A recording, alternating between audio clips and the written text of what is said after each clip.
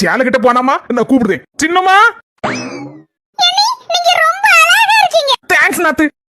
முதல்ல எந்த கல்யாணத்துக்கு போறோம்? அண்ணி வீட்டு சார்பா உள்ள கல்யாணத்துக்கா இல்ல நம்ம சொக்கார வீட்டு கல்யாணத்துக்கா? தங்கச்சி முதல்ல நம்ம சொக்கார வீட்டு கல்யாணத்துக்கு போயிட்டு அதுக்கப்புறம் தான் அண்ணி வீட்டு சொந்தக்காரங்க வீட்டு கல்யாணத்துக்கு போறோம். ஏங்க அப்படியா?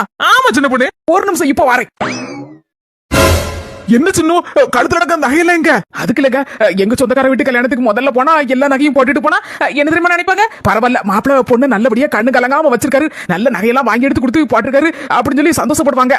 ஆனா இப்ப நம்ம உங்க சொக்கார வீட்டு கல்யாணத்துக்குள்ள முதல்ல போறோம். அங்க உங்க சொக்காரங்க பார்த்தாங்க என்ன தெரியுமா நினைப்பாங்க? இந்த பயல பாடா படுத்தி பம்பரமா சுத்த விட்டு அவ்வளவு நகையும் வாங்கி போட்டிருக்கா அப்படின்னு சொல்லி தப்பானதுன்னு நினைச்சிட விடாதுலாங்க. அதனால தாங்க நகையெல்லாம் அள்ளி அப்படி பேக்கில் விட்டு வச்சுட்டேன். போகும்போது கல்யாணத்துக்கு போகும்போது போடாண்டா, ரெண்டாவது எங்க சொக்கார வீட்டு கல்யாணத்துக்கு போகும்போது அப்படியே போட்டுட்டு போறேன். அதுவும் இல்லாம அவ்வளவு கவரி நகையை அள்ளி போட்டுக்கிட்டு உங்க வீட்டுக்காரங்கிட்ட பேச்சு வந்ததுக்கு என்னால முடியாதப்பா. என்ன நான் சொல்றது சரிதானே? நீங்க சொல்றது சரிதான். இடத்துக்கு ஏத்த கோலம்